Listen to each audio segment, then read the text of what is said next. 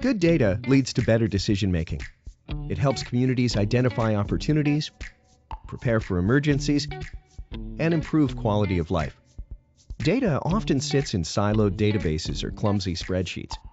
Creating reports and turning them into actionable insights can sometimes feel impossible. That's why we created Cityworks. Cityworks is the original GIS-centric asset management solution designed to fully leverage your organization's investment in Esri's ArcGIS database. It's more than just inspections, work orders, and managing permits. Cityworks integrates your data, teams, community, and systems together to help improve community management from top to bottom.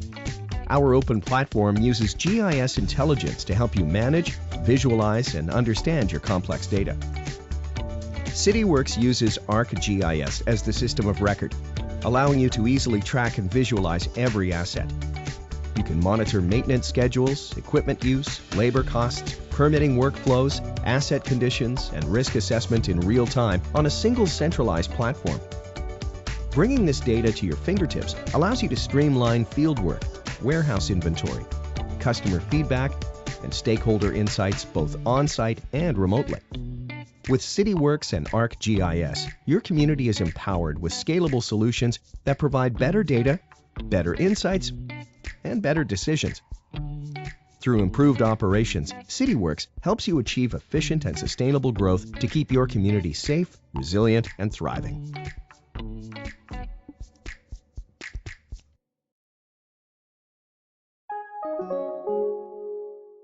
Welcome to our 6th Converge User Summit. I hope you enjoyed that video as we get started today. It is hard to believe that we are already in October. It seems just like yesterday that we were at the Cityworks Innovate Conference virtually. So thank you for joining us today. Over the past year and a half, I have had the opportunity to work with so many of our talented users and partners to create this platform for sharing together. Learning from each of you has been inspiring as you have continued to push forward and keep our communities thriving. Some of you might remember from our past Converge summits, King County, Washington, where we heard from Nick Hetrick and how his city used Cityworks to consolidate legacy systems and has been able to streamline workflows. We also heard from Carmel, Indiana and Nearmap. Both Shane Burnham and Amanda Marchetti showed the value gained by using high-resolution imagery for asset management and community development. Last January, Walker Hamilton joined us from St. Louis and explained how they have been able to track property stabilization and moderating nominations using Cityworks PLL. A few weeks ago, I was able to travel to St. Louis for the APWA PWX conference. It was nice to see many of you there as the world begins to come back to meeting in person. I was able to spend a couple of days with the City of St. Louis's Public Works teams and to see firsthand what Walker has put into practice with Cityworks and ArcGIS as they manage a complex asset portfolio and livability. One of the things that stood out to me is how much they involve their citizens in the process of service requests, inspections, work orders, and much more, as you see here in this video. They follow up with the residents directly or also via the city website portal. Tony Mora, Streets and Debris Field Supervisor, said something that stood out to me. He said one of the biggest assets for us is to be allowed to be more personal with the citizens, which gives us a greater amount of communication and helps us give back to the citizens to process service requests quicker. We appreciate the way all of you are serving your communities and residents. We applaud you for your resilience and service, and that we get to be a part of that workflow and communication. Since our Innovate User Conference, we have had several questions about the next Cityworks User Conference. It will be in person. We are happy to announce that we will be holding the Cityworks Innovate User Conference December 6th through 9th, 2022. So you have time to prepare. We are very excited about seeing you all in person. Registration will be opening this December. Please watch for that announcement. I would love some feedback with that announcement and need some interaction with this poll. We're going to go ahead and get that ready to launch. Would you attend a Cityworks conference in person in December 2022?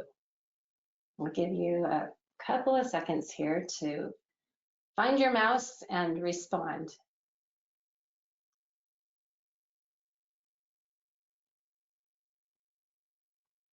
I don't know about you, but I'm excited about in person. Okay, let's go ahead and launch the results on that.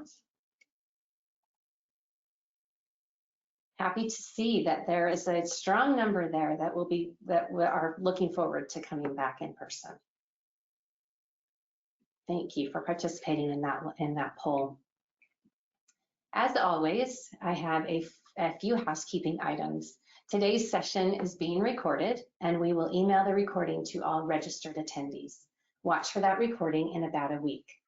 I have placed today's agenda in the handouts for your reference. Feel free to download from the GoToWebinar control panel. It's at the bottom of that control panel. If you have any questions during this summit, feel free to add them to the chat box, and we will do our best to address those questions after each presentation. Today, we will have 7 presentations with a few polls and short breaks along the way. I want to give a shout out to our customers and partners joining us today and for helping tell their story. Converge user summits cannot happen without them. And it has been a pleasure to get to know each one of them as we worked to get this summit together. So let's go ahead and get started. Our first presenter is Dan Miller. He is with Global Water Resources. We are going to learn how QR codes can be used in the field to easily share active work orders, as-built, inspections, and more. Before I turn the time over to Dan, we have another poll, and as Paige launches that, the question is, what mobile devices do your field crews use?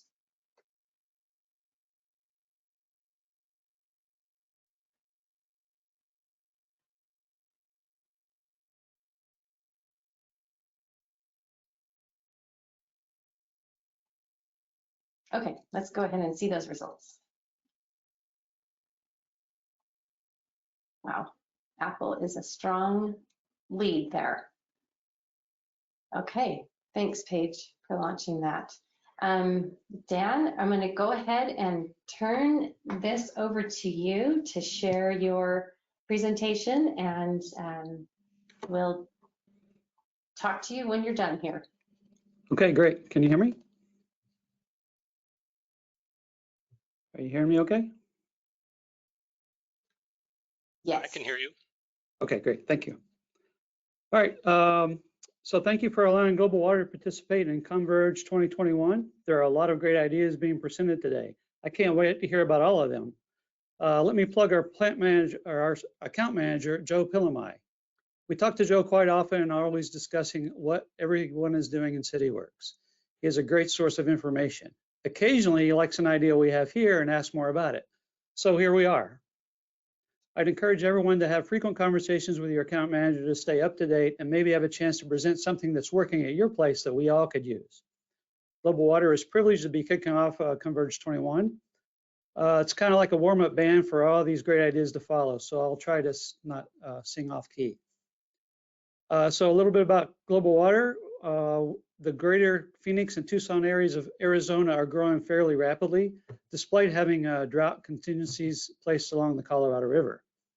Global Water provides potable water through several local groundwater wells, water distribution centers, water treatment where necessary to 60,000 customers. Global Water also owns and operates wastewater treatment facilities that produce recycled water for irrigation use as we explore other beneficial solutions. Again, I'd be happy if everyone in the company used Cityworks, but the majority of interaction is with the operations group. Indirectly, engineering, accounting, and compliance do obtain reports from Cityworks on a regular basis. We've been using Cityworks here since 2005 and are getting better at utilizing it. There we go. All right, it's advancing now. Okay, data management and access. The situation we were and are trying to solve is to help our field techs easily sift through enormous amounts of data and documents they need on a daily basis. The information comes from many sources, including Cityworks, but we needed a way to draw all the information together into one easy to navigate place. We wanted to make sure that the field techs are receiving the latest, most recent updates to the material, like active work orders and inspections. On continuous improvement projects, we needed a way to provide drone images of progress without a lot of clutter. As asset records are updated, we wanted our field techs to have that information at the ready as well, and on their smartphones. So I noticed in our poll, most are Apple, and there are some Androids. Those are our exclusive platforms, with most of our field techs using the Apple or iOS products. So the solution, we decided to incorporate QR codes. They work well with most smartphones. The QR code for us is site-specific and is located inside the gate out of the weather. The QR code takes the field tech to a site landing page where they can choose from, that one didn't come up, there we go. Okay, where they can choose from choose for information related to that site. We pilot new information forms and round sheets here before we generate them in Cityworks for easy development implementation. They can pull up as-built, O&Ms, active work orders and inspections, and a variety of other pertinent information.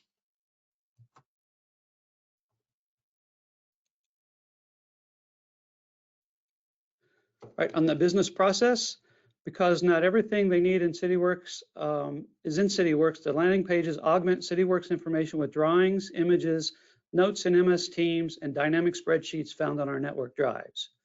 Many of our sites are 90 minutes or more from base camp, so we wanted to provide additional information to them as they did their assigned work. When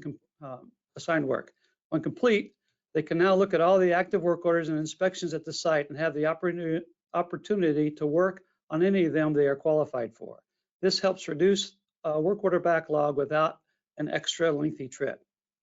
We are continually expanding and improving our site, so having access to the latest progress reports and drone images makes it easier and safer to do the work assigned. We also experienced situations where a pump was changed out, but the field hard copy drawings weren't yet up to date with nameplate data and settings. This type of asset data is updated back at the office and flows directly to the landing page in real time. So here's how it works. The field tech scans the QR code with their smartphone camera, and up comes a specific site page. They can select what type of information they need very easily.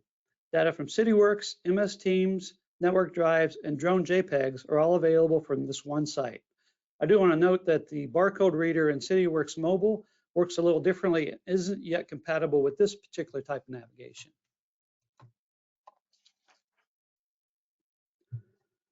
So on the people side, our GM challenged us to push out the data we've been acquiring as accurately and quickly as possible. We are field tech centered, as I'm sure many of you are. The QR code and landing page approach quickly sifts the information available to the most relative data. By having all the relative data, techs can review additional work and complete those items in the same trip. Work planning and scheduling in Cityworks Mobile is specific to an individual, so the landing page augment this information with not only additional work needed at the site, but also as-built O&Ms referenced in the assigned work. We are constantly improving and adding inspections and work order tasks too. Before creating them in Cityworks, we'll often test them out in MS Forms to get the wording, sequencing, and interaction correct. So this becomes a platform for that testing, that piloting. We make developing them in Cityworks much easier and user-friendly. So some of the benefits, the QR code and landing page gives the field techs a quick point of access to relative field data. We are reducing our travel time by allowing field techs to accomplish work not necessarily assigned to them initially.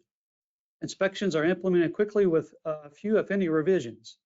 And we opted on one QR code per site rather than one for each asset, as many people do, because we felt that the asset list could be updated remotely, but also displayed and managed locally, so we can change them out in the back office.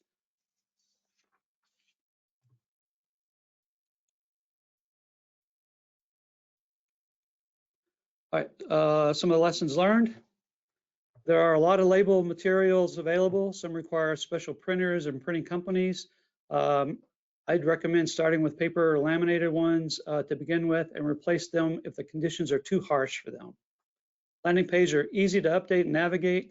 They are just fancy hyperlinks that make it easy to use in the field. The landing pages don't have to be accessed exclusively through QR codes either. They can be bookmarked and open on desktops and laptops as well.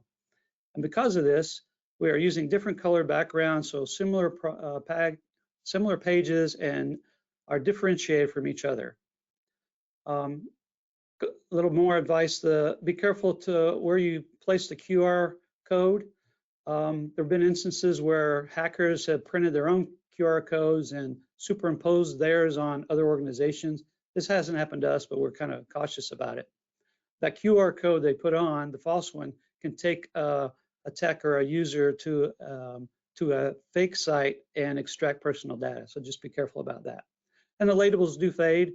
Keep in mind this when selecting a way or a place to put them. And make sure all the phones used out in the field read QR codes, phones or other smart devices. Don't assume that all do or will. And we keep all of our security settings in place, so the field techs need to be logged into Cityworks, network drives, etc. prior to using the QR codes and the landing pages. Well, what's next? Well, this project actually started out as a means to update our backflow inspection database. We were working on workflows to have a third-party inspector submit their forms online and automatically update our records without having forms be mailed or emailed and then manually processed. The form will be pulled up when the inspector scans a QR code associated with a specific backflow. We're also looking at affixing our QR codes to spare parts for tracking and continuity. Even the truck boxes will have QR codes as they become mobile storerooms. We also plan on putting QR codes on our expensive tools to ease the checkout process. Well, we hope you've had as much fun or you'll have as much fun and benefit from your Scan and Solve project as we have had here at Global Water. It is a work in process and may not look or operate the same way it does now in just a matter of months, but we'll scan the horizon for issues and work to solve them with ideas from you and solutions from Cityworks. On behalf of all of us here at Global Water Resources, thank you for tuning in.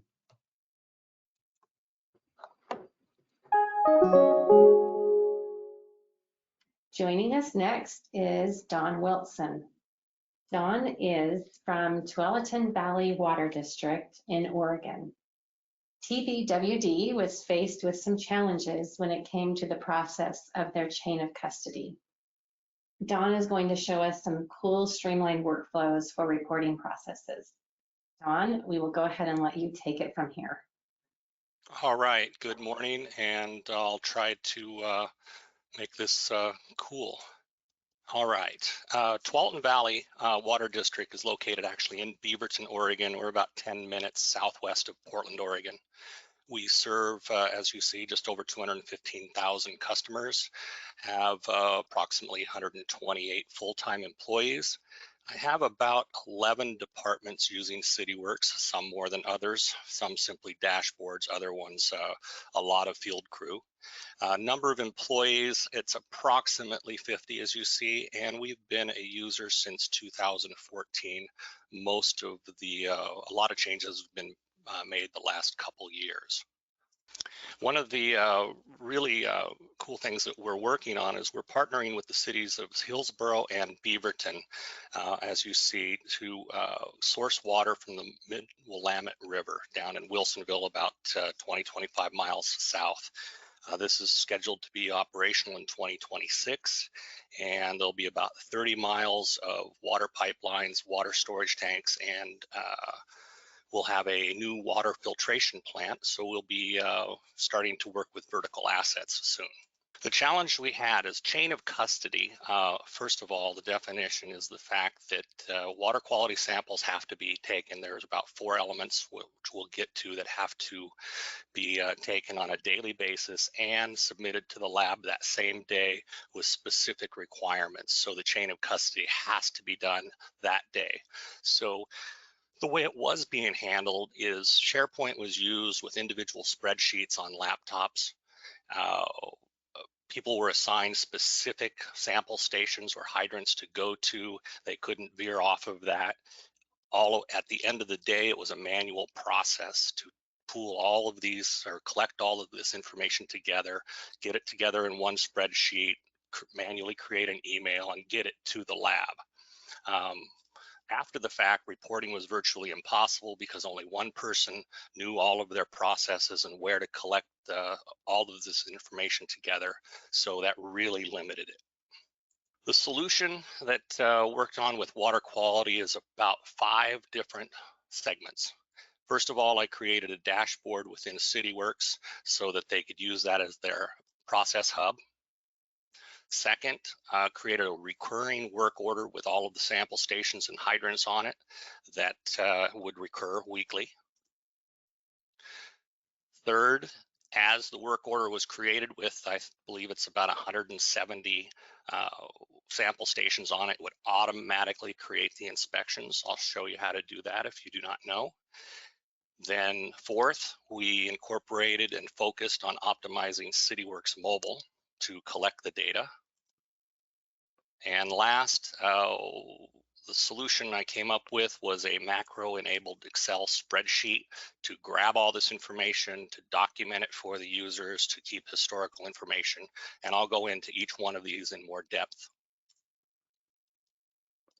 This macro-enabled spreadsheet does 3 specific things. It guides the user through running the report, which grabs all of the mobile data collected. It imports that information, allows the user to verify it, and then creates an email to via Outlook. Okay, the first step here is a simple dashboard. You'll see the user goes into their dashboard, this titled Water Quality RTCR Monitoring. Revised Total Chlorine Residual is what that stands for. There's one recurring work order, as you see here.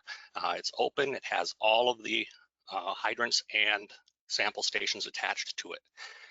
The left panel shows things that are open, that have not been mobile complete yet, and the right panel basically populates. So in real time, the administrator can come in here and see on the left panel how many are left to do, and as soon as they mark it mobile complete in the field, it populates on this right screen. So basically when the left screen is empty and the right screen is full, everything's done, and then that signals them to go ahead and start the process. The recurring work order, simply a Cityworks recurring work order. It has, you see hydrants here. There are hydrants that are used as sample stations as well as sample stations, and you see there's 173 on there. And you'll also notice that it's repeats every week based on the projected start date. So as soon as they close this, it will open up for next Monday and sign all the assets. The trick is inside the system, within the designer, within Cityworks, you can go into the actual work order template. As you see here, the RTCR monitoring, go to the inspections tab, associate it with a specific, in this case, like named inspection, and simply select this auto create. So as soon as the work order is created, the inspections are done. No one has to manually go in and possibly accidentally pick the wrong inspection. Okay, now on the Cityworks mobile side, the legend is key. Operators know the first thing they do is when they go out, they may be doing different projects. Legends are specific to each individual, and those are all set up for them. As you can see, they want to do inspection and they want to do RTCR monitoring. And also it says open here. I'll show you a trick later. These are all of the open inspections. Fairly daunting, but there's a lot of them and they have to be done. These RTCR monitoring will have to be done, some of them every day. And then at the end of the month, there's approximately 150 that have to go to the lab. So let's go ahead. I just pretended like I hit locate. Now I just see one inspection and you see it says RTCR monitoring. You notice also quickly on there, it says SS158. we augmented the location field in the GIS data to have the sample station number in front. The field crew really likes the fact that when they press the button, they know where they're at because the sample station is clearly labeled with SS158. And then they just launch into the observations on the inspection. This is just a basic Cityworks inspection. Inside the inspection, it has 4 questions. CL2 is total chlorine, and you'll notice in parentheses is the range. Excuse me, I put the range in there just to make it clear to the user what it is, but within Cityworks mobile observations, I'm running mobile version 8.5. The max and the min work very well, so this is a filled out form. Also, if you remember, I had SS158 as part of the location. One of the requirements or one of the needs of the crew is they wanted to be able to find a particular inspection without necessarily being next to it. So they can go into the inbox within Cityworks Mobile. And as you see here, I started to type in SS2 and it immediately filters out and shows me SS25, SS26, etc. So that was one of their requirements that they wanted for this process. Okay, the 5th part of the solution which ties it all together. This is a read-only chain of custody form that we water quality designed with the lab. And this is basically the form that I put into Excel and then created hyperlinks. These 3 hyperlinks are in order the way they are. Documentation right on the screen to help the crew if they don't use it. All 4 of the water quality people can use this form, and they've all submitted successfully and like it. The first button is just simply going to link to our SSRS system and allow them to put in a pull a report. The second one simply loads the information and populates this form, which you'll see in a moment. And the third one simply takes that information and submits an email to the lab.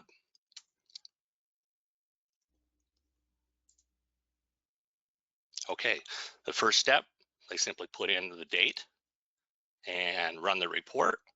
Then they hit export, and it's automatically exported to, we're using Windows 10, so it just automatically exports it to your My Downloads folder. After they click load, as you see, this is the form we saw earlier. It populates all the information. It has the date and the time. All these are required fields for the chain of custody. The person who sampled it, the location number, you see this information, it all comes in. The administrators or whoever is running this report looks at it, sees that they have 23 that they've collected today. They've got 140 for the month. So if they have 152 to do before the end of the month, they know they have 12 more to do, and then they simply click submit. Submit takes that information, creates an attachment as you see here, names it, very standard naming convention, sends it to 2 people at the lab, a specific contact and their central mail server, and then copies every single person within the water quality department. You'll notice here, I'll refer to it later, this person retired. So obviously, I didn't catch that until I did this presentation. So follow-up is a good thing. If everything looks good, the operator simply just hits yes. If no, they can do the process over. So at any point, they can cancel the process, no harm, no foul. Once they click submit, it automatically creates another Excel spreadsheet within SharePoint and basically shows the submission history. So they can go back at any point in time and find out the date and time that they actually submitted. Quick look at the SharePoint site. Has every single submission so they can go in and look at the specific attachment at any time. The actual template that they open, the macro enabled spreadsheet that they open, I like it to stay on top, so I named it with an exclamation mark, just a little trick that you probably all know. And it also has a summary of all the submissions. Okay, but lots of benefits, time savings, just tons of time savings from both the collection and the accumulation and email of the information. The accuracy, now that we have mins and maximums, accuracy is just spot on now. Tracking, both from the dashboard standpoint of watching as things are being done to the actual tracking of the history. Central reporting, anyone can go into the SSRS system and run any data collection for any date range. Every time we have a successful implementation on this, I consider it a great win. It's an additional buy-in for departments that may not be so gung-ho on implementing Cityworks. It's just a positive all the way around, so it works real well.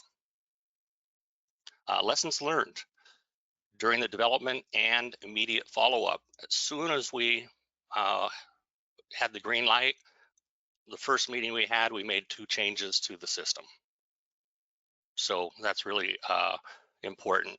The initial mobile profile, the trick I referred to earlier is I have their mobile profile show them only open inspections. So therefore, you have an inspection, as soon as you mark it mobile complete, it just disappears off the screen. So it's a great little checklist, if you will. Well, sometimes they might have hit mobile complete and need to go back.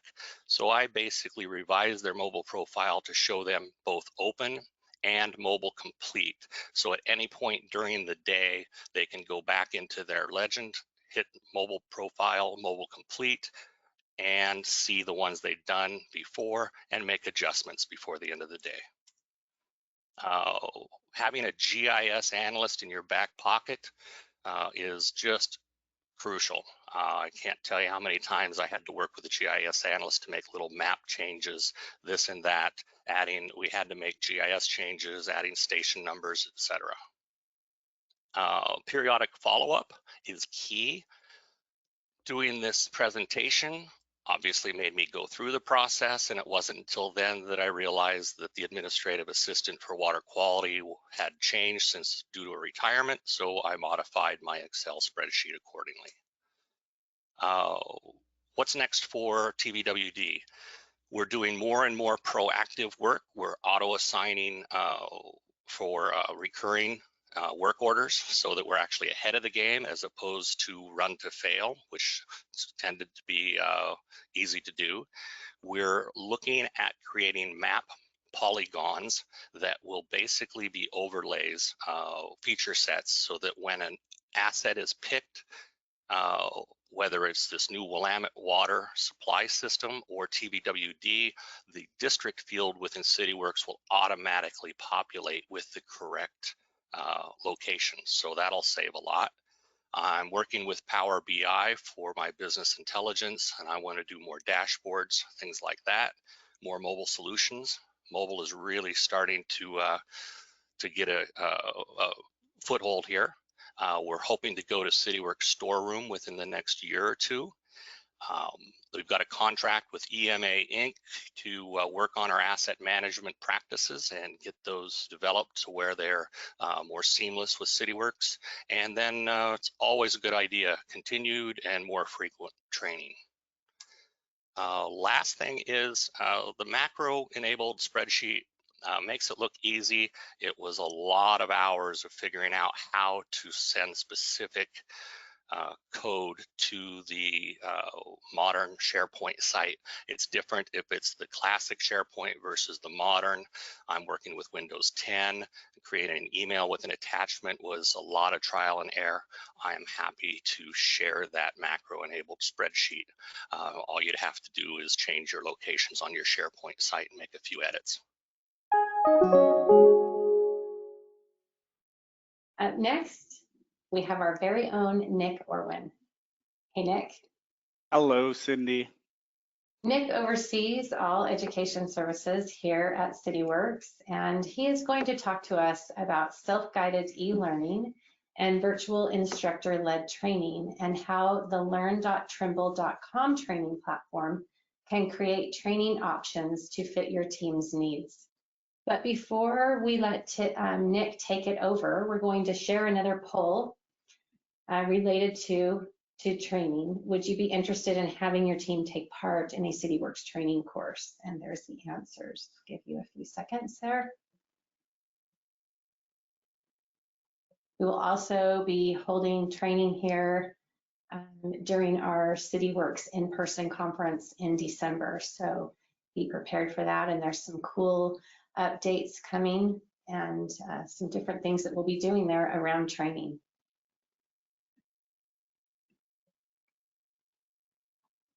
Yes, yes, yes. That's awesome. Okay, with that, Nick, we're going to go ahead and let you take it from here. Thank you, Cindy. And I loved that on that poll that the vast majority, I don't know if you noticed that, but 98%, it was pretty much a yes. So for me, that's pretty exciting. Thank you everybody for joining us today, wherever you are. Greetings from Sandy City, Utah, where I'm located. As Cindy mentioned, I'm here to talk today about the new platform that you'll find our Cityworks training content. If you haven't yet heard, it's found at learn.trimble.com. Today, in the few minutes I have with you, I'm going to discuss briefly the new platform, how you'll navigate it once you get there, what do, what training offerings we have, and then time permitting, I'd be delighted to take a few of your questions. With that, let's talk about where you find this new training content. First, for those that are familiar with mycityworks.force.com, you'll find that the training links inside of our user's website will link you directly to learn.trimble.com and Cityworks training content. It's probably the quickest and easiest access to Cityworks content, especially those who are familiar with our site. You can always head there directly, meaning going up to the URL and typing in learn.trimble.com, and it'll take you right to the website.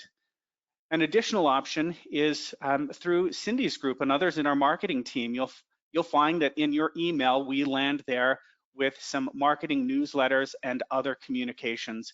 Quite often, you'll find that there are links to the Cityworks training in there. Sometimes certain training is being advertised or focused on, and it'll link you directly to that specific content. So these are three quick and easy ways to gain access to this new site, or this new location anyway, for the Cityworks training content. Once you get there, you'll find that it's not just Cityworks training content there, but there's other Trimble companies' training content. So let's talk a little bit about how you'll navigate and find what you're looking for with a few important tips and tricks. First, anyone who intends on taking training, participating in training, must register for a free Learn.Trimble account. It's easy to do, and the registration button on the upper right-hand corner of the website is about as obvious as anything. So look for that register link. Now, when you register, it's really important that you use your work email address or your organizational email address. This is how we recognize who you are. Not everybody is going to get access to all of Cityworks training. Only Cityworks clients and partners will get access to everything we have to offer. So be careful to use that work email, so when you register, we know to open up the site to you. Otherwise, you'll experience limited Cityworks content. Next, once you've registered, you're going to want to find the Cityworks content. Now, if you're linking directly from the mycityworks.force.com or any of the marketing material that's sent to you, you'll be presented with just Cityworks content. But if you go directly to the site, you'll see lots. So there's some filter options. You see there on the screen, I've highlighted the filter and the search panel, and these work just as you would expect. If you begin to type in the search panel something like Cityworks, it will just show you Cityworks content. If you know the specific name of a training you're looking for, type that and it'll give you that specific piece of training. Additionally, you can filter the content.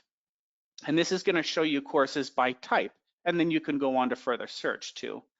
With that, let's take a look, just take a closer look at that filtering tool, because it leads us to the next part of this webinar. So when you click on the filters, you'll notice you've got some options here: the webinar, classroom, e-learning, and learning plan. Currently, we offer each of these except learning plans. We plan on delivering learning plans in 2022. We'll touch base on each one of these types of training, the webinar, classroom, and e-learning. You'll actually be familiar with two of these. It's just the naming convention that's changed a little bit, but the style is what you're used to. Let's take a closer look. First, webinar.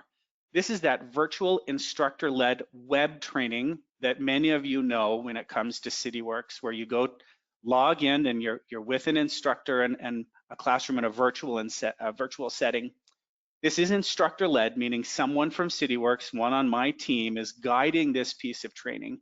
You'll get to connect with that instructor and their shared environment, meaning you will have access to the software through that training. You'll get to learn and connect along with other attendees. This is important because you get to hear their questions and the context for the reason that they take training, and it's a way for you to just expand your own knowledge. This includes a training manual. Now, it's delivered to you as a PDF. It's in the same place in Learn.Trimble. Once you've registered for the training and it opens it up for you, you'll see that there's a link to the training, and then there's a link also to the PDF manual that you can download and print. These manuals are really popular and serve as almost like a cookbook as you walk through the training. If you follow these series of steps, you get this specific result. It's important to note that web training, or this webinar virtual instructor-led training, is always taught on current release. This is important to, it's an important thing to note because you may see something that's different than your own environment, and it's probably because we're on the current version and maybe you're a step or two behind. Lots have come and taken our training just to see new functionality and new enhancements, and some will come and take training on Cityworks applications that they don't even own yet to see what is it going to take to configure and release this piece of Cityworks content. And we welcome all to come and take all training. Next is our classroom, or our instructor-led training. This is in-person training with a live instructor. Come and spend time with Cityworks training staff. There's usually more than one of us in that training, and many other learners in that traditional classroom setting. One of the big advantages of being with us in training is you get your own environment through a virtual machine that you'll get to train and practice on that content for the duration of training, plus an additional 2 weeks. So you get to take the environment home and continue to practice on our data instead of yours. One of the funnest parts about being in the classroom is this collaborative practice, these skills checks that we work on together. So attendees get to reinforce these learned principles, and it gives you a chance to make some professional connections. Finally, you also receive a printed manual. We'll print that PDF for you. It's bound and it's a really nice manual. Each learner will receive all the necessary training materials, including that printed manual for the training. One more important note that I left out here, but it's the same as the web training. Our classroom training is also always taught on the current released version of Cityworks software. Now to something new. This is new this year. Some of you have probably even participated in it already. This is our e-learning, or self-guided training. So each learner gets to consume the content at their pace, having up to 90 days, 3 months to complete that piece of training. It is interactive. It's not just a manual that you're reading online. We've got lots of engaging material like software simulations, videos, interactions that feel like games. There's informal and formal testing throughout training, so we can reinforce that you're picking up a principle and that it's sticking. It's training that meets you where you are, meaning you get to take this training on nearly any device. It can connect to the internet through a browser, and you can take it anytime. You're not on our schedule, it's on your schedule, which is really important. So you could begin taking it on the train ride into work on your phone and pick up right on your desktop in the office as you walk in, right where you left off. And one of the things that we were concerned about with e-learning is how will we connect you with the other people taking the training and the instructor. We don't want to lose that personal touch. And e-learning does allow us, through panels on the training, for you to connect to other trainees through a chat function, and you can connect directly to the instructor or the author of that training through email. Now, our goal, if you email an instructor, is to be back with you within 24 hours, as long as it's not happening like late on a Friday night. We usually get back to you within 24 hours, and typically we're actually back to you that same day. So just a quick review of the 3 types of training. Webinar or virtual instructor-led training. Come and join us in a virtual classroom and enjoy a presentation style training, much like this today. Then there's classroom or instructor-led training. Come and enjoy Cityworks training at its absolute finest, connecting personally with other learners and your instructors. And then additionally, the new training, e-learning. Come and take the lead of your own training through that self-guided training. Thank you very much. And Cindy, if you're still with me, I'd be delighted to take a few questions if we have time. Up next, we have 2 presenters, Sven Griffin with Pflugerville, Texas, and Thomas Wilson with GIS-Inc., a Cityworks partner. Sven will share how Pflugerville was able to adopt Cityworks AMS in just 10 weeks, which is amazing.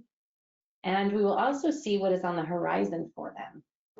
Also, you may have seen an article in the latest Cityworks newsletter that went out a few days ago last week. So you can read about it there too. Sven and Thomas, I'm going to let you go ahead and take it from here. All righty. Sven, go ahead and hit the first slide. All right. Let's see, it doesn't want to advance. There it goes. There we go. All right. So Sven's going to be telling you his Jumpstart story here in a bit, but what I wanted to do is just kind of explain what we mean by the term Jumpstart. Well, essentially, it's the first step to a more enterprise-wide adoption of Cityworks, and it allows you to establish a foundation that you can build upon as your business needs evolve and more functionality needs to come online. So, but there are some things to consider when we're talking about Jumpstart. So, first thing is, do you have your assets collected? So, if so, that's great. But if not, you can still use Cityworks to create spatially accurate work activities that are not attached to the assets. And as assets come online, then they can just easily be adopted into Cityworks. And who are you targeting with the Jumpstart? Is this for a single department, or is it more of a proof of concept for a larger enterprise-wide implementation, or both? Also, where is Cityworks going to live? Is the Jumpstart can be deployed within your own infrastructure, or you can take advantage of Cityworks' cloud-hosted solution in Cityworks Online. And also think about where you're planning to go after the Jumpstart and what you want to accomplish. So having a long-term vision is important, and knowing that this is really just the first step in the Cityworks process. And know that you don't have to bite off the entire implementation at one time. You can take it step by step. And that's something that Sven's going to articulate here in a bit with his success stories. Next slide, Sven. So with this, he's going to go over why they chose to do a Jumpstart, how he and his team were able to assist during the implementation, and what his team has done since the go live and what's on his radar for the future. So I will turn it over to Sven. Thank you, Thomas. So kind of a quick overview of Pflugerville. Pflugerville is located just north of Austin, Texas. We are a city of approximately 70,000 people. In 2018, we were the 3rd fastest growing city of over 50,000 population, and the area around us, as of 2020, had 5 of the fastest growing cities in the United States. Since the time I've been here, which has just been short of 15 years, the city's roughly doubled in size. Which meant that our infrastructure roughly doubled in size, which led us to a point where we need to start figuring out how are we going to better manage all of our growth and assets. What we'd been doing prior was using a lot of Excel spreadsheets. We were using a fleet management software that we were kind of forcing to do asset management system kind of work, but nothing really enterprise-wide except for our GIS, which really lent us to work with Cityworks and kind of use that to piggyback off of our enterprise-wide system there. So we chose a Jumpstart for a couple of reasons. First, we had never, as a city, really had a whole lot of experience with an asset management system.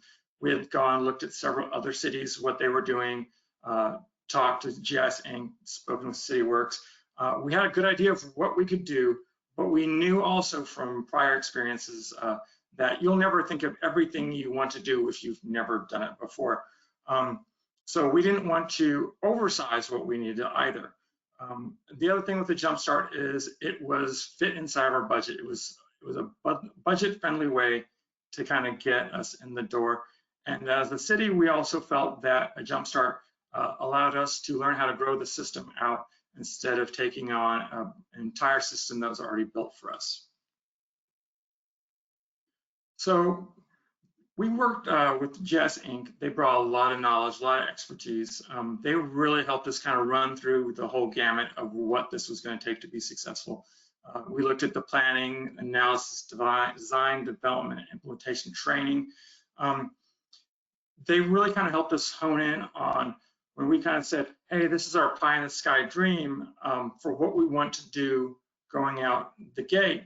They helped us pare it down and really kind of say, okay, what do we need to be successful? So for us, that predominantly was looking at work orders and service requests.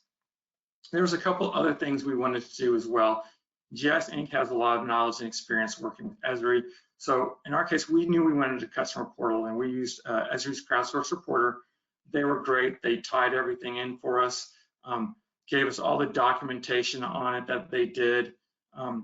Really allowed us to have a way so citizens could go out, submit service requests. If they opted to provide their email address, it would notify them along the way where the status of their service request or if it became a work order was. Another thing we really wanted was Esri dashboards tied back to our Cityworks. As a city, we'd already been using Esri dashboards, so this was just a way to further expand those and give management tools and resources that they were already familiar with. Another thing that they did was put a support block into our contract. Support blocks are something we try to build in all of our contracts. Inevitably, there's something that's left on the table that you just didn't think of when you were doing implementation, or there's a situation where you just cannot figure it out as a new user, how something is configured, and that's just a great opportunity to reach back. And we did just a small 10-hour support block, and it was invaluable.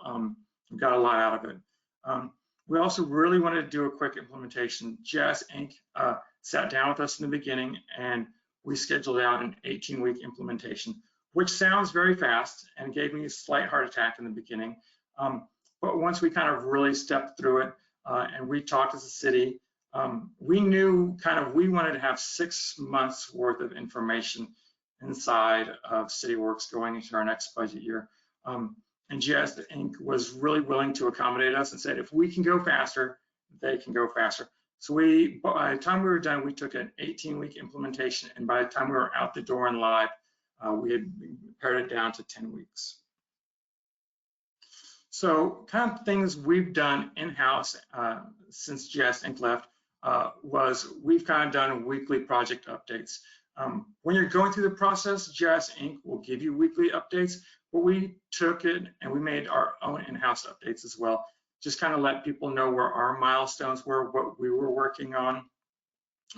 We also did what we call desk checks, where we just went around as a GIS staff and went to people's desks and said, hey, are you comfortable with what you're working on? Are you comfortable with this date? Are we going to make this next milestone? Things like that. Another thing we did was we took the schedule GISinc laid out for us, and we kind of came up with our own project board. We kind of put everything off onto one side, said, okay, this is our to-do items. Then as we were working our way through, we moved them into production and then finally completion. So it kind of gave everybody a really good idea of where we were and what needed to be done next. We also leveraged knowledge across the organization. I think a lot of times when you're doing implementation, you might stop with just directors or maybe superintendents, but we decided it was very important for enterprise-wide buy-in. So we went out to field crews and said, hey, this is where we are. Do you have any questions? Are we thinking about this right? Are we missing something that you all do? We also coordinated across departments. So we went live with our water, wastewater, streets, and parks. But there's a lot of other departments that you work with to make this happen. Our finance, payroll, HR, all these people came together, helped us get salary information that wound up inside of Cityworks, getting rates for machinery. So if we have to do federal reimbursement, we use FEMA rates. And end user support. And this is probably one of the things that made us most successful. GISinc came in, they did training across 3 different groups, admin training, end user training. But when they left, we were able to sit down with people, and we got the Cityworks has a lot of great resources on their website that we provide users. Has really great help files, and that's really great. A lot of our users love that. But some of our users, they like to have something that's specifically tailored to our site. So when they're looking at the information, they have a real world example. So we've made those, we put them on the network, we make it available so people can download them, make their own notes on that. We've created Teams channels. We have emails that people use. We make ourselves available phone calls. We go to in-person meetings if we need to. Some people really like monthly focus group meetings. We accommodate those as well. Some people want to address issues as they come up, so we do those as well. I think when it comes to user support, everyone kind of has their own love language, if you will. So working with people and making yourself available is really a key to being successful. And something we've recently implemented is continuing education, which will be rolling out on a yearly basis. Whether you're a new user or an existing user, you'll have the ability to go to training every single year. Kind of what we've done since going live, we have taken the framework of our original dashboard that GISinc set up for us, and we have since modified it, and we have made additional dashboards that really kind of tailor the experience to the department that needs it. We've added additional departments, so we've gone in and added facility maintenance so they can track big ticket items, new roofs, repairs against the air conditioning units, things like that. We've been able to go in, take crowdsource reporter, change code where needed, update additional service requests. We've actually even had the police department start using it. So instead of them emailing, if the officer sees an issue where a guardrail has been damaged in an accident, they use crowdsource reporter to report that. We've implemented storeroom. When we first went live with Cityworks about 18 months ago, we didn't have anybody to do our inventory and warehouse management. We've since hired 2 people, so storeroom is something we're actively implementing. Inspections, those were something we decided not to go live with because it doesn't make up the bulk of our work. We've since implemented those and eliminated the vast majority of paperwork. All of this kind of happened, as I said, 18 months ago, which, if you go back, is just a few weeks before COVID here in Texas. Everything kind of shut down 2-3 weeks after we went live, which was kind of a shock to the system because we were not sure how this was going to go forward with everybody kind of being in smaller work groups or being satellite at home.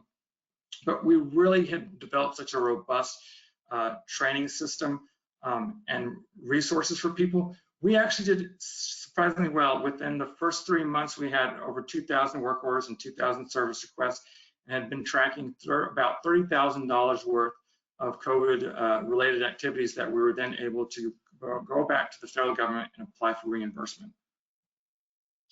So kind of the next steps for us, we've been able to sketch out a 5-year plan already. We actually had that kind of in the works before GIS left. So we've already looked at more advanced reporting, implementing crystal reports, doing more saved searches, various analytics. There's various insights, and Thomas can talk a lot more about those.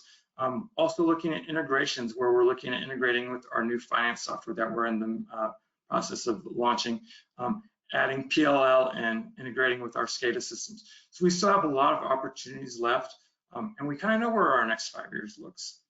So with that, I will turn it back over to Thomas. All right.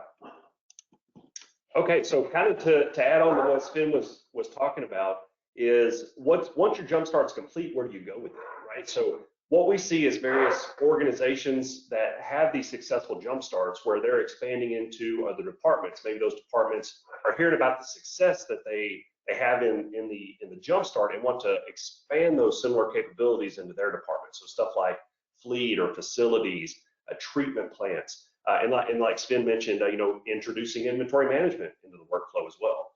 But then it also extends into additional reporting. So that may be additional crystal reports or more advanced crystal reports, or including dashboard capabilities with Esri's Ops dashboard or insights for ArcGIS using Cityworks Analytics. So there are lots of possibilities there. But also extending the Jumpstart using the Cityworks APIs to introduce integrations using stuff like finance, like Sven mentioned a second ago, or citizen engagement, utility billing, and the like, as well as introducing automations into the workflow, either using the webhook capabilities that are native within Cityworks or integration tool sets like FME. So there's a lot of possibilities in knowing that the Jumpstart is just kind of the kickoff, essentially, of this the Cityworks enterprise-wide deployment. And I'll pass it over back to Cindy. Okay, so one of the great stories in the past year is how Opelika utilities in Alabama updated their water meter infrastructure using Cityworks. Joining us next is Dan Hillier with Opelika Utilities and Jessica Stack with Power Engineers, a longtime Cityworks partner. Dan and Jessica will share with us how they accomplished this meter infrastructure, which includes AMI, a new CIS platform, and Cityworks AMS integration. I will go ahead and turn it over to you, Dan and Jess. Thank you. All right, great to be able to speak with everyone today. I'll go ahead and advance the slide. There it goes. Okay, so as Cindy said, we're going to be talking about Opelika Utilities project to update their meter infrastructure. And let me go ahead and get, okay. So Opelika initiated the project to update their meters to AMI, which is Advanced Meter Infrastructure, and incorporate smart meters into their network. And Dan is going to discuss the good, the bad, and the ugly around that project, any lessons learned, and just strategies in general, any recommendations that he would have for someone maybe trying to go down the same path as well. All right, and just real quick, and I am a project manager and technical lead with Power Engineers, as Cindy said. And anytime I can show off pictures of my adorable kids, I will take the opportunity. So when we're not here, we're out, playing with kids and going to the beach and stuff. So I will go ahead and hand it over to Dan, and he'll take it away from here. Well, good morning, good afternoon, depending on what time zone you're on. It's good. It's still morning where I am. I'm Dan Hillier. I'm the general manager for Opelika Utilities. I've been in this position for almost 30 years now, so I've been here a long time. And as Jessica mentioned, I do like to show off my kids. You notice there's not a two-legged kid in here because I don't want to show him off. Who knows what he's doing today? But you see my two dogs and two of the three cats that my wife and I have. So I am a registered professional engineer, lifelong resident of Opelika. So I've been around here a long time.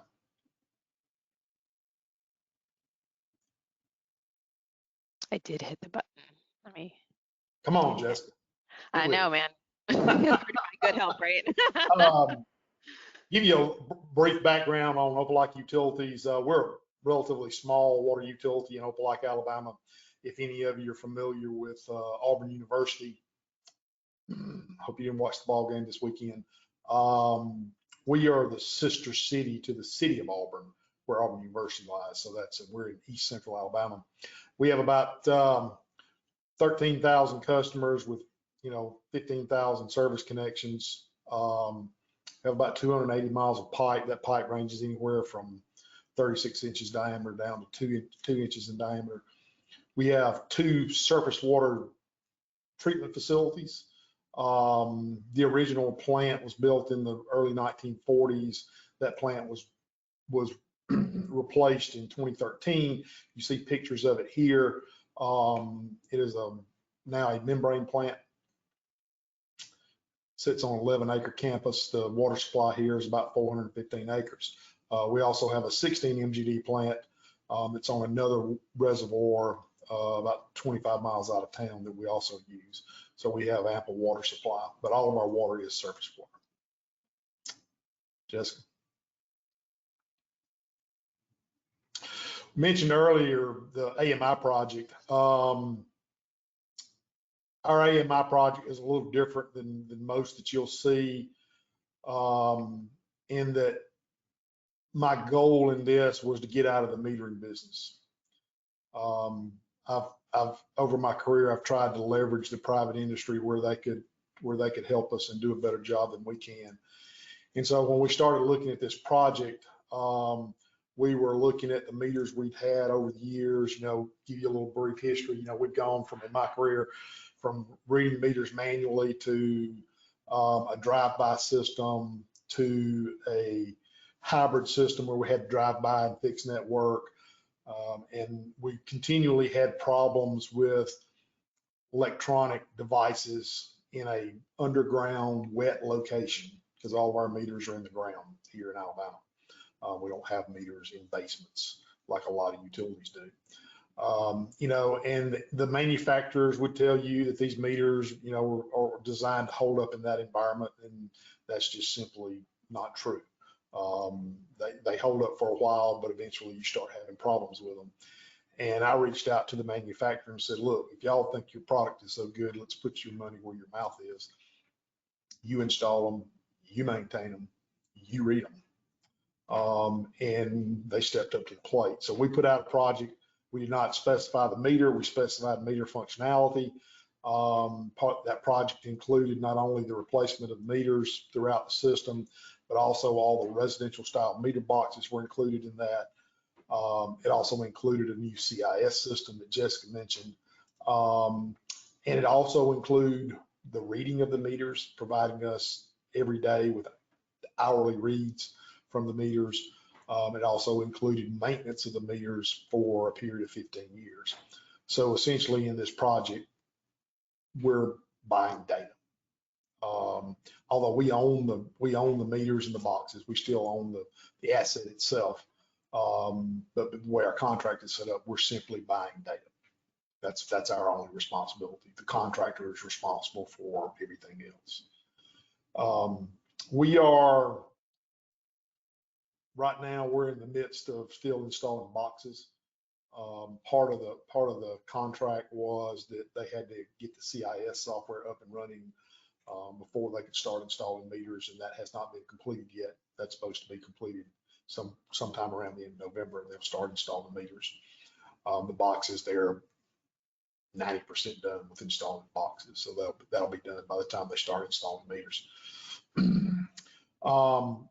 You know, what are some of the milestones? You know, in my eyes, everything we do now, and you've seen it in the other presentations, really, it's about data.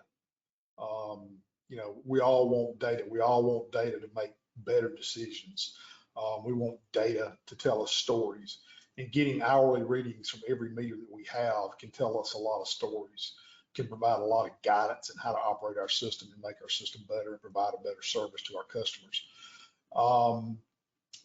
From a customer standpoint, the meters will provide them access to their consumption on a daily basis. They'll be able to see their hourly consumption. So they'll also be able to set alerts. So if they're going to be out of town and nobody's supposed to be using water, they can set an alert either on our app, our mobile app, or on the website and say, you know, if any water goes through my meter or more than 10 gallons goes through my meter or whatever, it can send them an alert to let them know that that's happening. And they can call their neighbor or call us and say, hey, can y'all go check if my meter's running, turn it off. And so we can help them out that way. But our goal here is to put the customer's water usage and the control of that back in their hands, and give them almost real-time feedback into their consumption. You know, and so the customer's getting additional data, we're getting additional data. How do we deal with that?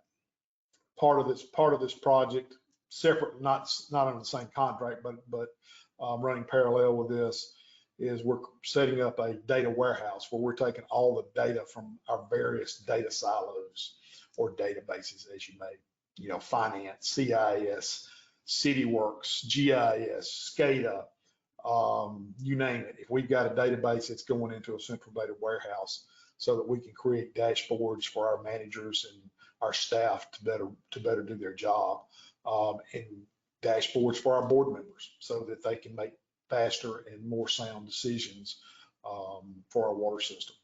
And part of that is Cityworks. Cityworks is very integral to all this. Our contractor, they're using Cityworks as their work order system to install the boxes and the meters. They'll be using Cityworks when it gets to the maintenance side of the contract, so that we can all keep up with the maintenance that they're doing on the meters. They can create work orders. We can create work orders. We may even get to a point where customers can create work orders. We're not there yet, but that's a possibility. But Cityworks is very integral to this. Jessica will talk about that here in a minute. But it's, you know, as I said earlier, it's all about the data. You know, that's as simple as I can put it. What are some of the lessons we've learned so far? Hire better contractors, hire better subcontractors. I think Jessica's felt some of that pain herself. That's the biggest one that we would. I don't know that we could do a whole lot about it, but we might put, you know, some more requirements in the contract about subcontractors. We've had an issue with some of the subcontractors installing boxes, not doing good work. We've had some doing great work. We had some doing shoddy work, and it's just it's a pain to try to follow up and keep up with all that and make sure they go back out and fix the issues that they have. Jessica? Sure. Is that good? Anything else you want to add? No rush? Not right now. I might later. All set? Okay. Excellent. Appreciate it.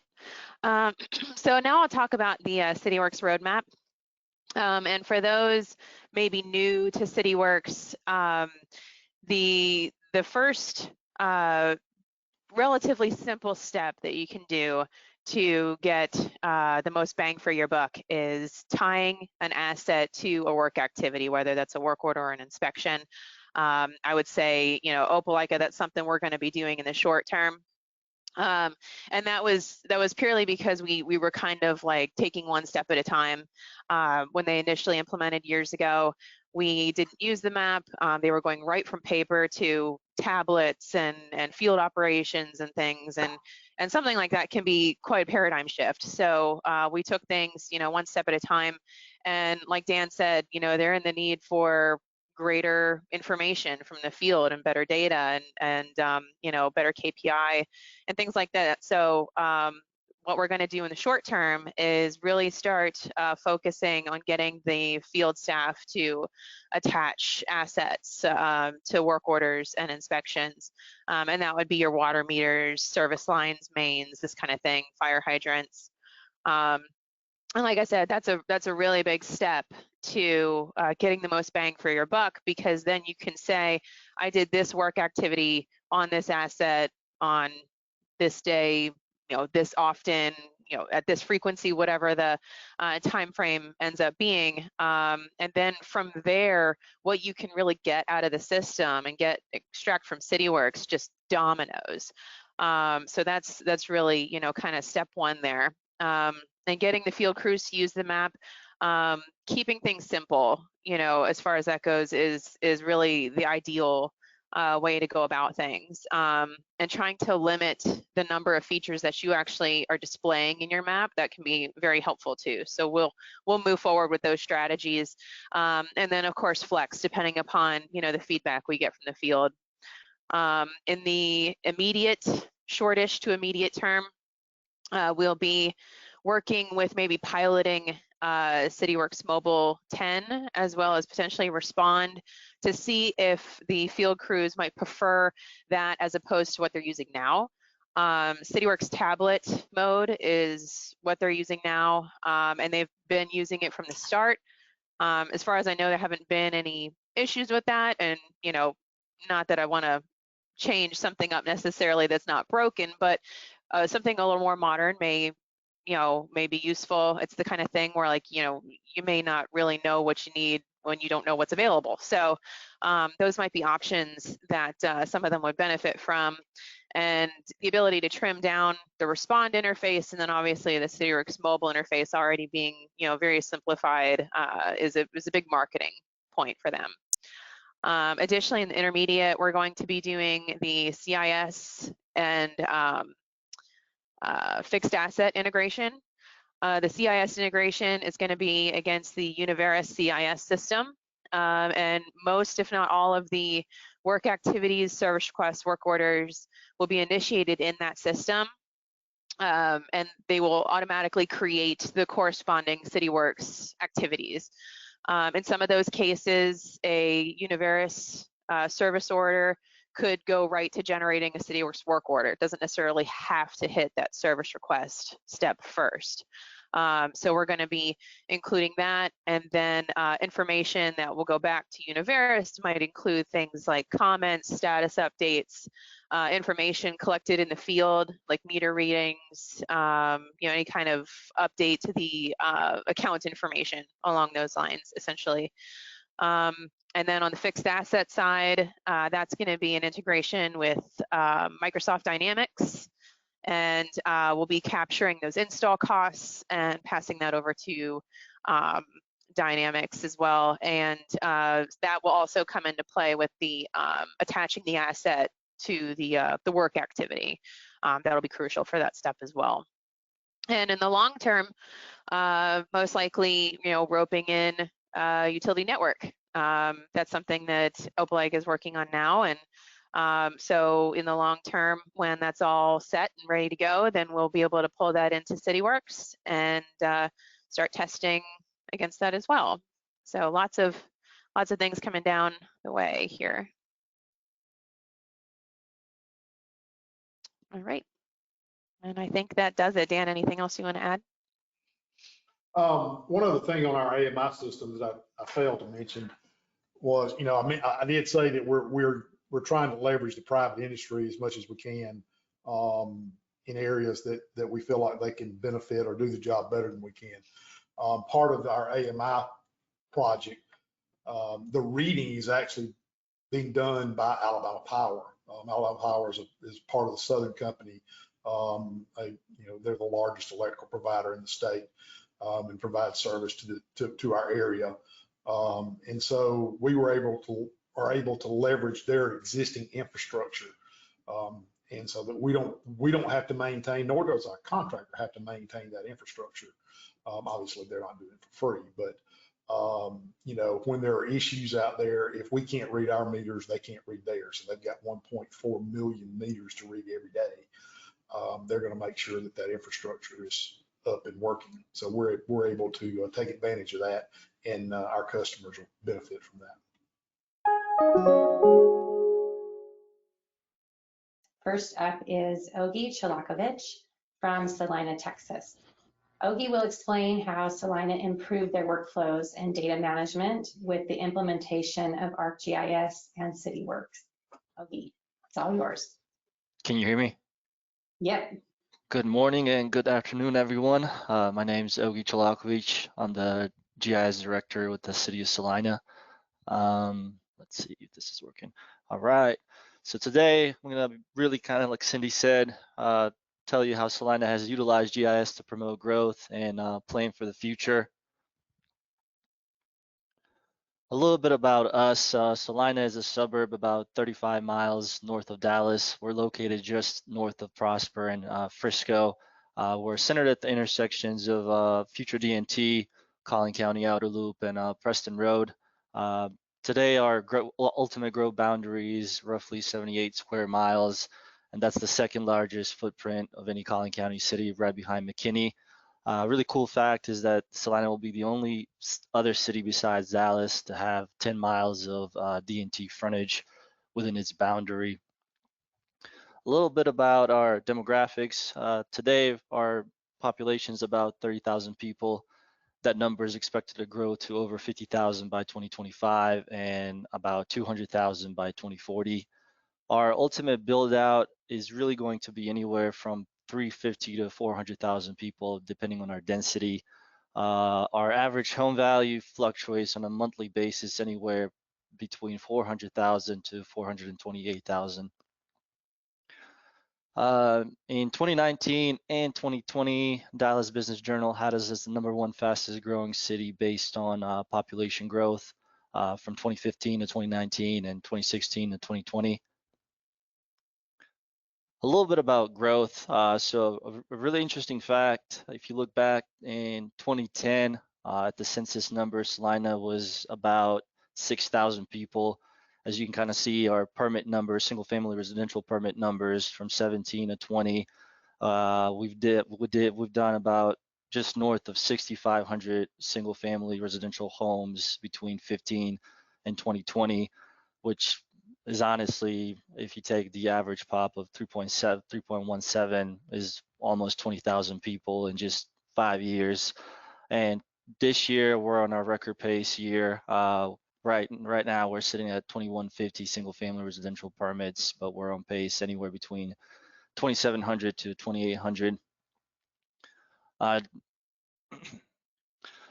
little bit about Celina and GIS. I got here in January 2018, and that's really when our GIS department was established. Currently today, we're a part of development services. I've been by myself for about 2 years, and we just hired, November 2020, we've hired a wonderful GIS analyst. So currently 2 personnel members, and we will be adding additional team members fiscal year 2022-23.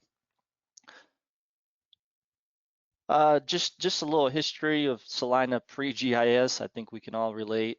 Any city that is growing exponentially is always going to have trouble in terms of efficiency and wanting to optimize our workflows. So staff efficiency was really limited by using alternative methods, whether that was prolonged plan review or lack of record drawings or difficulty locating existing infrastructure.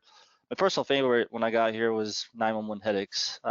You know, we did address plats back in the day by hand, and county was in charge of addressing. So as you know it, that was probably a nightmare once the address plat was sent over and address plat was updated, but you know, the builders and the engineering companies and the developers did not receive the updated plats. And next thing you know, we have a home on ground with the wrong address, or even worse, has the right address, but you have the wrong address in your 911 system, which is a nightmare in terms of 911 headaches.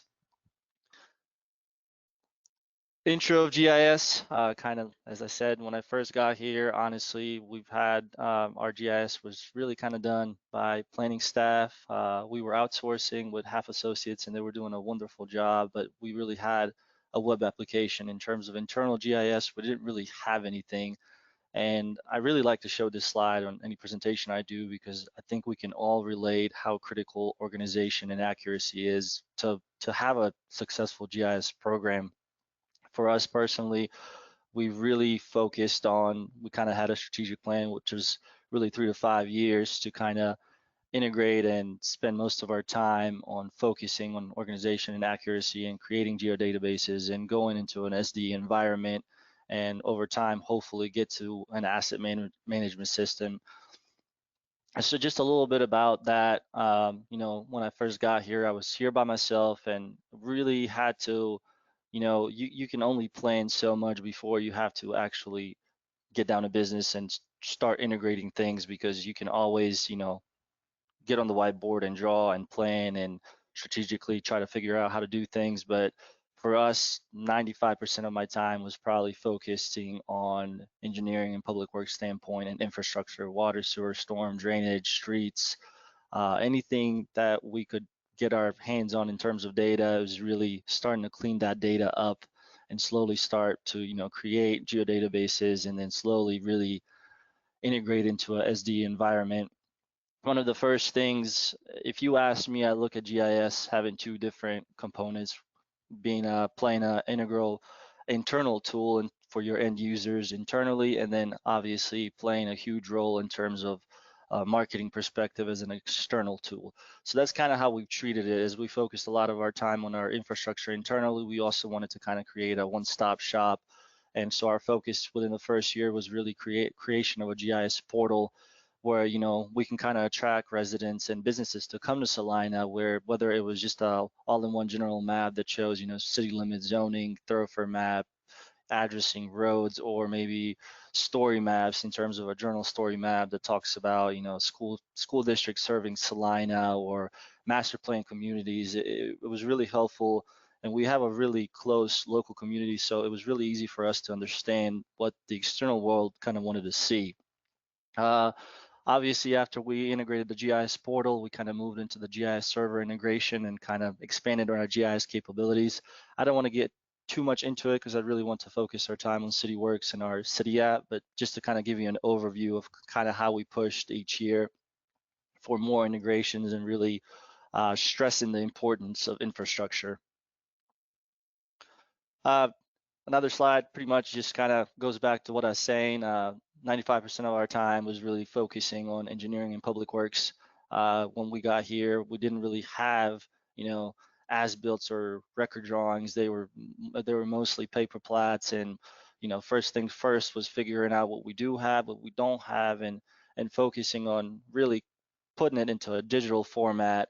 And really quickly, we, you know, established some procedures for us that were tremendously helpful, you know, for any time that developers and engineers submitted, you know, construction plans at the time of construction for reviews. You know, we would require construction CADs, and we would do the same thing for as-builts. That way, you know, we are making our lives easier because obviously there's only two of us, and the demand in a 78 square mile city is exponential. We're working at north of 30 to 40 projects every, you know, week. And so really, once we established those processes, it was a lot easier for us to kind of have at least, you know, we have a lot of new neighborhoods. For the new neighborhoods where we're able to focus on that and actually get the CADs and just put them in GIS, attach the links, and then we really created an all-in-one internal map for our end users. So even if you're organized, you know, whether it's engineering or public works or GIS folder structure, it's always easier to just have to go to one all-in-one internal inclusive map where, you know, you can hit a line, whether it's a water, storm, wastewater line, and, you know, hit the pop-up box through ArcGIS Online and have the pop-up box pop up and just click on the more info to actually see the as-builts. So for us, it was tremendous to see how much time we were able to save for our end users.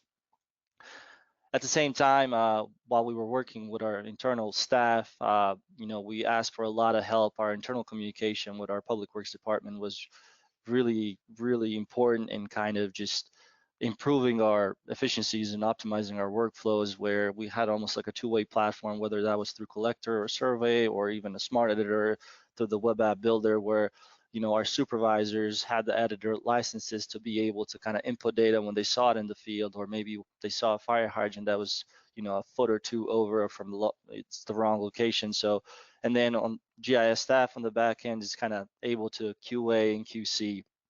And, you know, we've spent really, I mean, even today, we're still, you know, optimizing everything. But for about a year and a half or 2 years into our GIS infrastructure, we felt pretty comfortable with our data that we wanted to move into an asset management system, because we wanted to be able to track, especially staff efficiency on the public works side, how much time they're actually spending in the field and how much time they're spending doing inspections. And so that leads me to my next slide, and Cityworks integration. We started it in January of 2020, and it was 6 months integration. We worked with GISinc, and we really enjoyed working with them. We're actually having them do some training for us moving forward. But it was honestly, we didn't have too many challenges with the actual integrations. You know, we integrated Cityworks Online through our ArcGIS Online with GIS. We've set up all our users with SSO. And in terms of where we are today, so we've been live about a year and a half. We have a total of 40 users, and pretty much all of public works is pushed through Cityworks. And as you kind of see, some of our asset groups. We have water, sewer, storm, street, traffic, and facilities. We pretty much do anything from inspections to service requests to work orders. As we were kind of working with GIS-Inc. with Cityworks integration, at the same time, we were working on another project of having a all-in-one inclusive city app. We wanted to have something that would really kind of cover any holes in terms of service requests, and we partnered up with Cityfront, and we were really sold on their app once we found out that the application actually has virtual image recognition. And so it wasn't just, it wasn't just a marketing app, but it was really a lot more for us to actually try to integrate the virtual image recognition for service requests. Once we found out that they had that capability, as we started working kind of together with Cityworks at the same initiative or same time, we wanted to see if there's a capability of maybe automizing the app where a service request goes straight into Cityworks, because we already have the asset management system platform.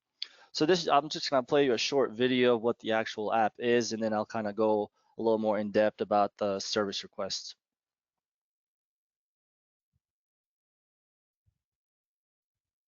Oh, video cannot be loaded. Okay, so I'll go back real quick since the video won't play. The video really just kind of shows you an overview of what the app actually is. As you can kind of see, these are some of the main tiles. We have events integrated with Facebook, so anytime our marketing staff updates events, it's a smooth transition. We don't have to do anything on the back end. Eat and drink, we've kind of just integrated some of our GIS story maps so our residents have an idea of where to shop, and we really want to have people shop locally and attract residents to come into our downtown. We had our official website, obviously our GIS map on there as well, which shows a gallery of our maps and apps.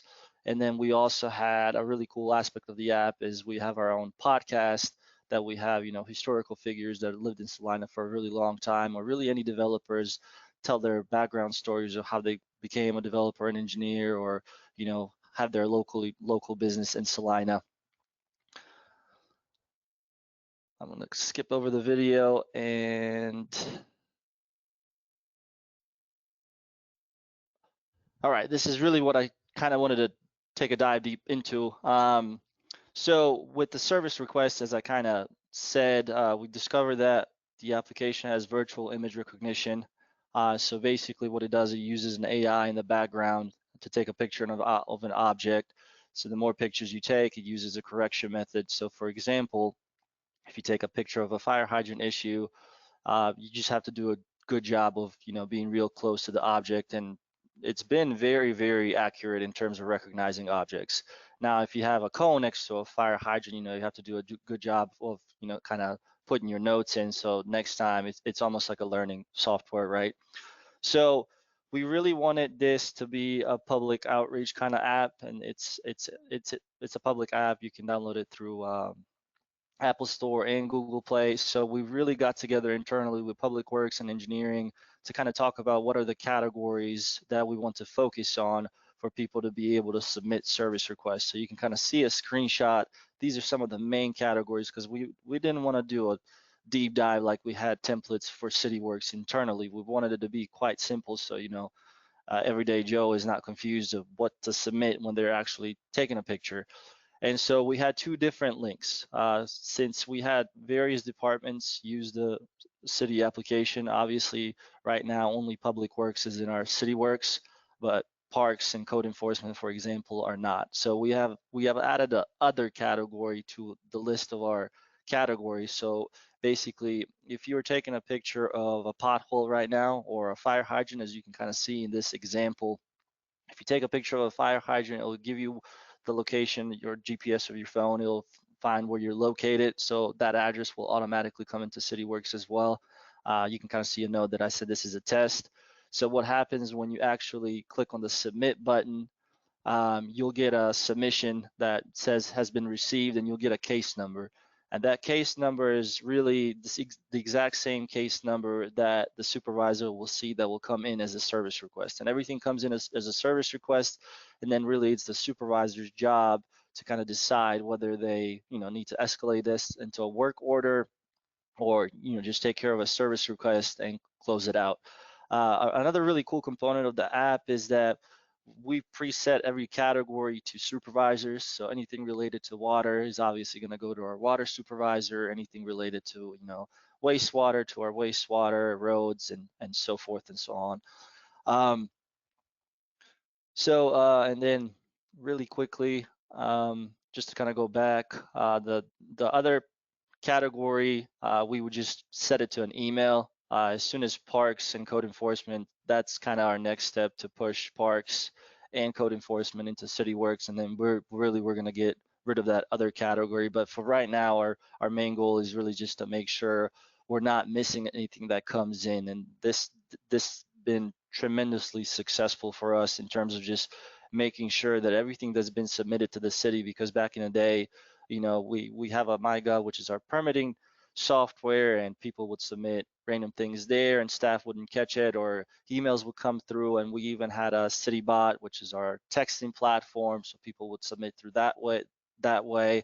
And we just had a really difficult time of keeping up with those service requests, and you really never want to get an email from your taxpayer a week or two later saying, oh, you guys never took care of this service request. So it's been a very successful push out for us, because we did a heavy marketing, and we did a great job of marketing this out to our public.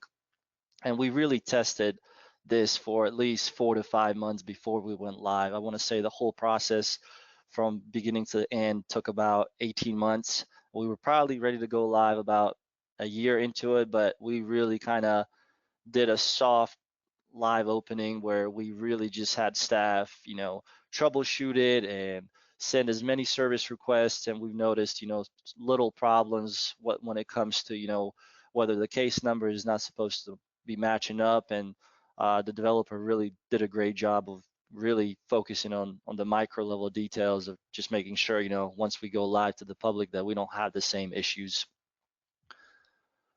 Moving forward, some further integration that we want to do, as I mentioned briefly, Celina today is about 78 square miles, but we only have about 40 square miles in the city limits.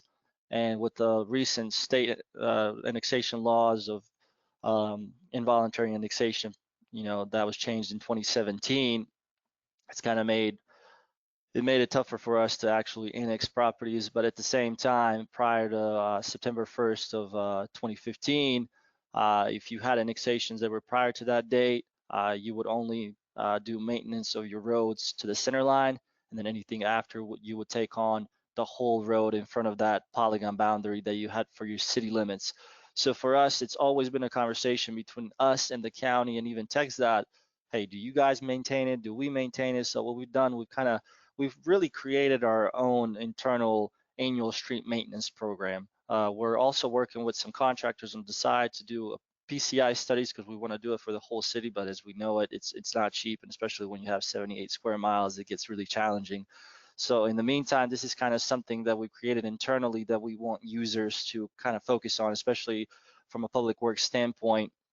We're showing, as you can kind of see the dashboard, it kind of shows what's our maintenance, what's county maintenance, what's TxDOT maintenance, but we also have different filters that kind of classifies it based on street age, street class, and then street surface types, because our biggest focus moving forward we want to know each year what are our most important streets to be fixed. And we all know potholes are probably our number one issue, just probably like any other city. Water's up there as well, but this really helps us out in addressing those concerns. And now we've kind of given this to Public Works, and as they're driving the roads, they're really showing us what we need to kind of improve on the GIS side in terms of just, hey, maybe you need to update this where it's actually brick or flex space or dirt in terms of just surface types.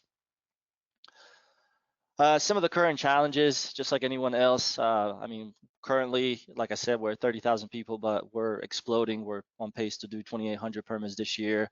So really just keeping up with the demand and making sure we're communicating internally. We're still very small, so we still don't have any silos, and we really have a unique culture in Celina, so we're trying to keep it that way. We have an open door policy, but the challenges arise once you get bigger, and once you have many different facilities, and your departments are in different facilities, so you really want to kind of preserve that small charm community and be able to talk to all your executive staff and kind of keeping everyone in the loop of what's going wrong and how can we address it ASAP. And then obviously optimizing workflows. That's all I have for today. I'd be happy to answer any questions. Next up, we have Michael Robbins, and he is from Great Neck Water Pollution Control District. That's a mouthful, in New York. The Water Pollution Control District has been a Cityworks AMS user for almost a decade. However, today, Michael is going to help us see how implementing Cityworks PLL has streamlined their workflows across their whole organization. Michael, we'll go ahead and turn this over to you. Thank you, Cindy. You can hear me, right? Yes. Okay, very good. Good afternoon. My name is Michael Robbins, and I am the GIS specialist at Great Neck Water Pollution Control District. It took me about 2 months to really get the rhythm of that name down. My presentation will examine key functions of our permitting system and how our Cityworks PLL configuration was designed to solve ongoing issues in our organization. I hope everyone can learn something new from our success as it streamlined our workflows and provided efficiency to a once disjointed system. Before we dive into it, a little background about our organization. Great Neck Water Pollution Control District is situated in Long Island, New York. As a sanitary sewer and New York State Special Improvement District, we oversee the maintenance and improvements of 72 miles of sanitary sewers aided by 10 pump stations. Our wastewater treatment plant has capacity for 5.3 million gallons of wastewater a day, and we currently have around 6,200 service connections. Like Cindy said, we have been an AMS customer since 2010, and we've implemented scheduled preventive maintenance plans, automated internal notifications, and built out dashboards using Power BI to keep decision makers informed without too much clutter. We have 10 employees who use mobile in the field, an administrator, and 4 office staff who routinely use Cityworks as a tool. When we merged with the Village of Great Neck sanitary system in 2015, Cityworks provided much needed guidance when our institutional knowledge wasn't as strong. You can see here the orange sewer pipes are the Village of Great Neck's pipes, but we have since adopted them. The green parcels are outside the black boundary are outside contracts, properties that are not in our tax base, but pay a fee to use our system. We are not against growth, and we want our neighbors to connect when feasible. We currently have 2 feasibility studies to connect unsewered areas of the Great Neck Peninsula. This area over here and this area over here. When it comes to managing sewer connections and approving development projects, historically, the district collected flat rate permit fees. These fees would offset district funds for our field supervisor to inspect work done in our sewers by private contractors. There were major issues with this method as it required our field staff to prioritize private projects over public works, not always at opportune times. Often, the fees would not cover the man hours required to perform a thorough inspection, especially for larger developments. Ultimately, the taxpayers would foot the bill for review of these development projects. In 2010, the district abandoned permit fees and adopted a deposit for cost system. We began utilizing professional engineering services for review of submittals and inspections. Developers who were eager to subdivide or build multi-unit apartment buildings in place of single-family homes became responsible for the precise costs for review and inspection. To manage this effort, we utilized Cityworks Asset Management System as a repository for all submittals and communications. The process began with a developer or property owner dropping off a paper application to our district office. Our clerk would create a work order for tracking all communication and housing the AMS inspection. Once accounting processed the deposit for costs, we would contact our engineers. They would review the site plan, communicate corrections via email, and schedule the inspection once approved. At project finish, they would upload their engineer's report and the permit certificate to the work order. Once their accounts billable department delivered us invoices and we received confirmation that no more work needed to take place, accounting would issue a reimbursement for any unused funds.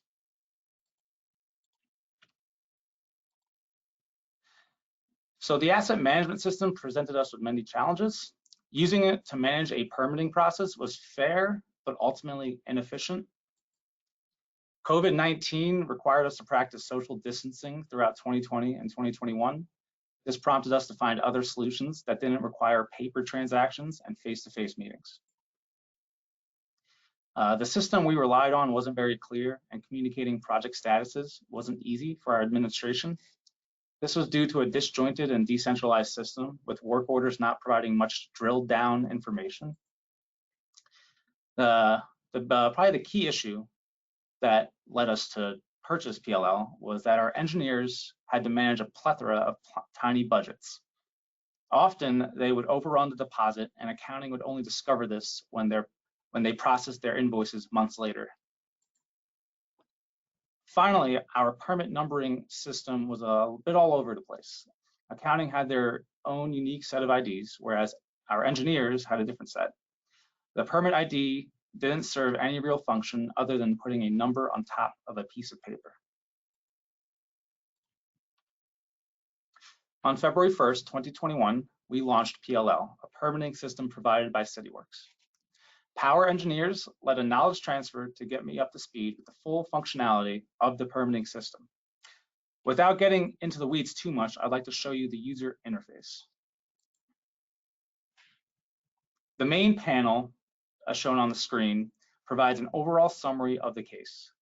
The configuration grants our non-technical users the ability to issue permits, look at project summaries, and print out an application page for record keeping. Also, our engineers can print out a site checklist through Crystal Reports so they can retain all the corrections they made in their records. Also, adding comments is very helpful. As you can see, Matt informed me that our Trimble wasn't working properly on the day of the inspection. We use a Trimble R2 unit to collect the connection locations. After the site plan review task is completed, an AMS inspection is automatically created for our engineers to complete in the field. Additionally, we can access related cases such as a previous disconnection as seen on the image, keeping everything grouped together. So if you're looking at one application, you can reference all other related types.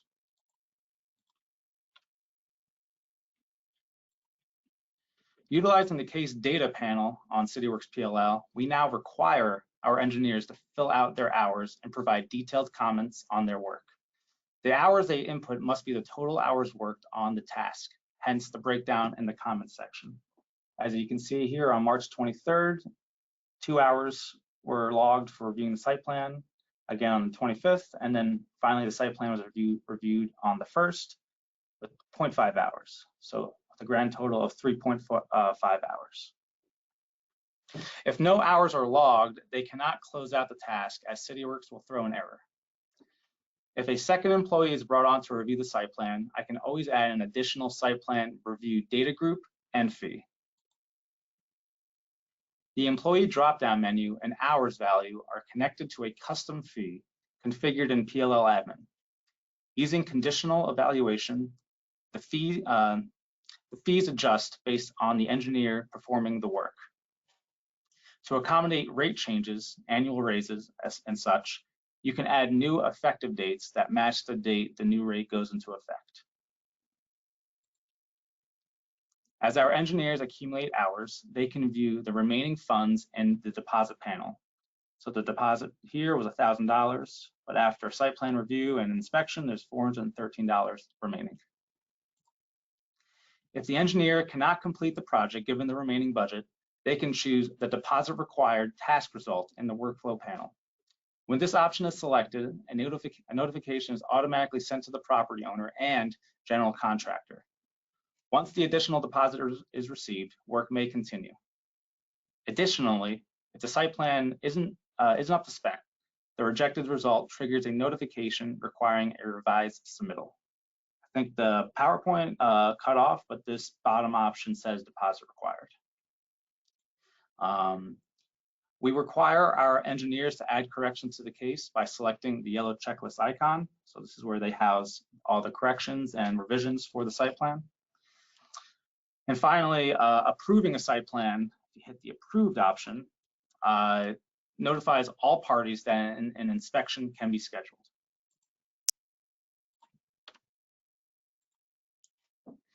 If an additional deposit is required, the applicant may pay for it on the open access portal. The item highlighted in red is customizable in PLL admin. I believe the default text is pay fees. However, our district doesn't charge fees anymore, but retains a deposit. So adjusting the default text was important for us. If revisions to the site plan are required, the applicant may view corrections provided by the engineers explained in the previous slide. Some of the more common items not addressed on the initial site plan submittal are displaying existing utilities, such as water and gas services, pipe material, and pipe size. You can see we have a preset items that need to be on all of site plans, such as road name, sewer main location, existing utilities, and then our engineers can mark them as acceptable or inadequate and provide a comment. When the revised site plan is finished, they may upload it in the related documents section. So when the applicant initially completes the application, we require them to provide contact information for the property owner, licensed engineer, and general contractor. That way everyone is kept in the loop when notifications are triggered. Upon the completion of engineering review and notification is received, our clerk is instructed to print the permit certificate on the main case panel. As you can see, the permit number corresponds to the case number, which is consistent throughout all departments and reports. Using Crystal reports, the permit certificate sources the AMS inspection completed in the field. The inspector's report on the bottom of the permit cites the inspection date and the inspected by fields from that AMS inspection. It also sources the plumber from the contractor panel, the property owner's name from the contacts panel, the parcel ID from our enterprise GIS database, the building department, which is provided in application intake, and finally the case location when the application is submitted as well. The reimbursement report sources the deposit payment or payments as a credit to the budget, $1,000 in the credit column. And then when our engineers log hours, the engineer's expense is debited from the project. Through SQL joins, the dates listed correspond to the actual finished dates of tasks completed throughout the case's journey. Therefore, when the applicant receives the reimbursement report along with the refund, they can match the cost to their records. As an added benefit, we can now process refunds much quicker than before because we no longer are delayed by an external accounts billable department. It could take months to receive an invoice, and communication about project finish would not reach the accounting department in an efficient manner. I set up all departments with their own unique saved searches, and they are automatically notified when an application needs their attention. Now, when a permit is authorized by the superintendent, we can issue refunds without being delayed. Using Power BI, we can show how much money we have in trust, broken down by permit type. You see we have around $35,000 in new connection permit deposits, $26,000 for availability studies. In the past, if we wanted to issue a refund, the accounting department needed to contact engineers to make sure projects were finished and to get specifics. Now they can reference this Power BI report to gather contact information, reimbursement amount, and a link to the case and parcel ID if additional information is needed.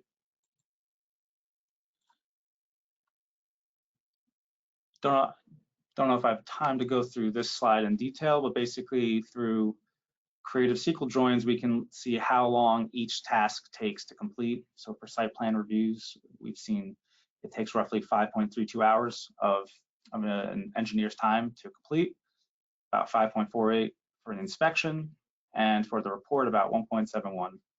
And we have further metrics breaking down applications submitted by month. Something we couldn't really do with just managing through work orders before. In conclusion, using a system built for permitting is more user-friendly, provides more functionality, and opportunities for analysis. As a preventative measure, we can't have people dropping into the office. If the available information isn't on the portal and a meeting is necessary, we can always discuss on the phone or via email. With the open access portal, applicants may view corrections, status updates, and all documents associated with the project. Crystal Reports enables us to provide project summaries so applicants can view costs, and it's configured so our clerk can simply print everything from the main case panel. Managing a plethora of budgets is much simpler now that our engineers can input their hours as they go. Analyzing trends such as average site plan review cost is a bonus for us. With everything now centralized on the PLL case, the permit number references an application and is used by all departments involved. Thank you for everybody for letting me talk about this configuration. Special thank you to Power Engineers for the knowledge transfer that provided me my foundational understanding of PLL. If anybody has any questions, feel free to reach out now, or you have my contact information on the bottom. I would encourage each of you to go to the cityworks.com/innovate page on our website, where you can learn more about the power of the Cityworks platform and our partner ecosystem, and how you can create solutions for the infrastructure challenges you may be facing. There's a lot of information there. Thank you again for joining us, and I would like to thank our wonderful presenters who shared with us the innovative ways they are powering Cityworks in their organization. And this takes time away from their regular work activities, and I appreciate the time invested. Looking forward to seeing you all at our next Converge Summit in February 2022. And please watch for our emails and news as we get ready to release details of our upcoming Cityworks Innovate Conference, December 5th through 9th here in Salt Lake City. We will see you soon. Please take our survey as you exit this session. This will allow you to provide extra feedback and ask additional questions. Thank you all for your participation during our presentations. There was great presentation, or great interaction today. As we sign off, let's not forget, you are bringing our communities together, and together we are moving forward. There really are no limits. See you later.